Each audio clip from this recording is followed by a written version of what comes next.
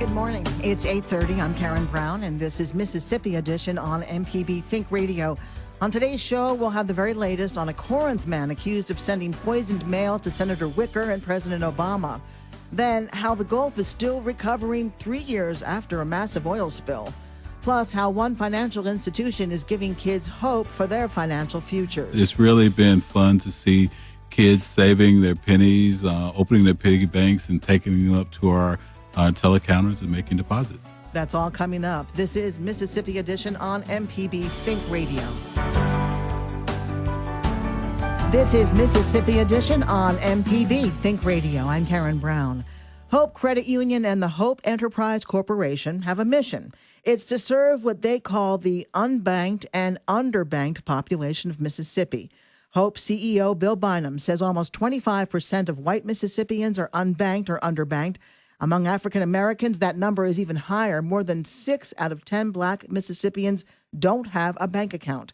Bynum says to change that trend, you have to teach kids when they're young. That's why his organization is working with a group of Jackson preschoolers to teach them the importance of saving for college.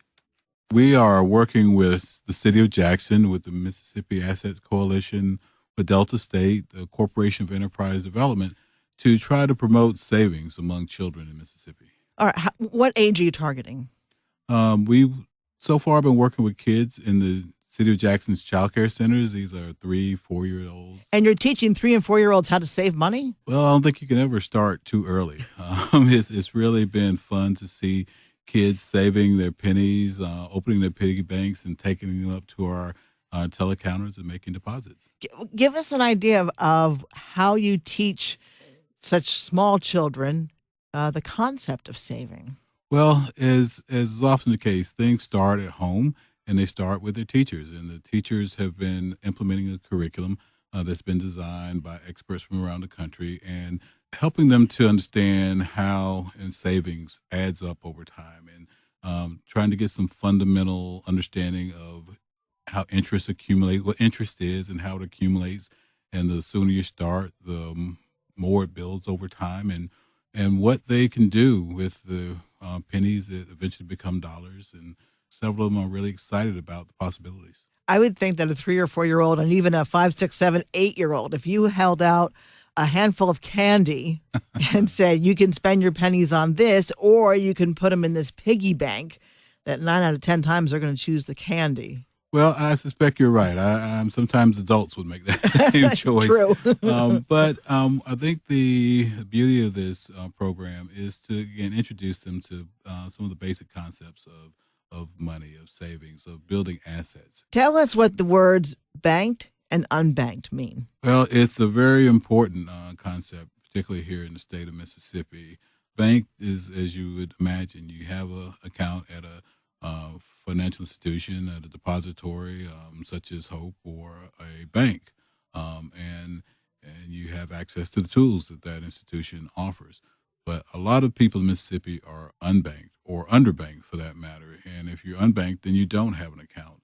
A large percentage of the Mississippi population is unbanked. And do you have any idea of what the percentage underbanked might be of those who are unbanked? In Mississippi, almost 40%. Wow.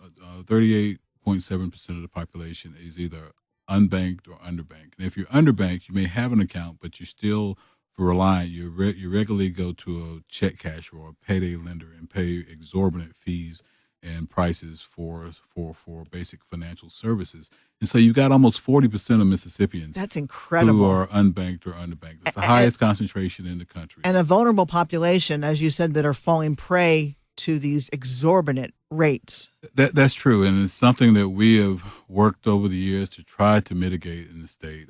We've had good conversations with members of the legislature, but we still have a ways to go before Mississippi gets off of the bottom in terms of charging the highest rates in the South for small dollar loans. For instance, what? If someone just wants to cash their paycheck, what is that costing them? It costs them at least a $5 fee, and when you're talking about a small check, and it's a percentage of the check often, and so that goes up as the amount of the check is higher. But what we're really trying to promote, and we're trying to start early with these kids, is get people into a relationship with a financial institution that will charge you reasonable rates for basic financial services, and that as you are able to take advantage of opportunities, if you need to buy a car, if you're when you save and are able to buy a home or want to start a small business, you have a relationship that you with an institution that is there for you and willing to help you to take that next step. Do you also think that people maybe don't have a bank account or are with a credit union with some kind of financial account because when they get that paycheck, they have to pay bills. They're behind on bills. And so that cash is going out immediately? Uh, Or is there a mistrust of financial institutions? I think it's all of that, and if you look at certain populations, you see a higher concentration of people who are outside the financial system. For example, as I said, 40%, almost 40% of Mississippians are outside the system.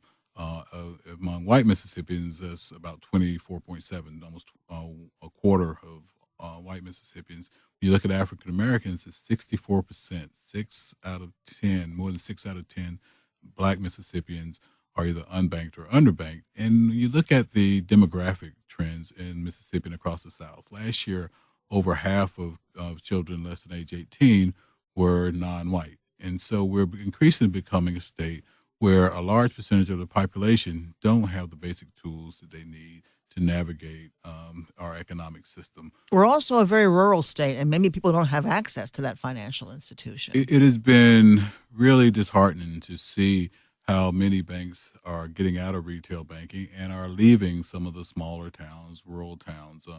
For example, last year, Hope opened a branch in Utica, Mississippi, after the town's only financial institution abandoned it. It was a very vibrant bank branch, but it wasn't profitable enough for the bank, and so the bank closed that branch along with one in Edwards.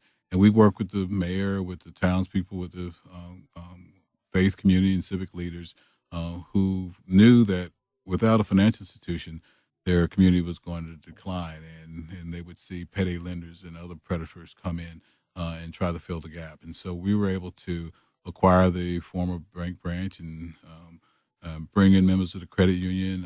We opened the first ATM in town, and people are really excited about and taking ownership of not just any financial institution, but a financial institution that's community owned, and it's going to be there for their interest over time. Now, I understand you're going to be on PBS Friday night.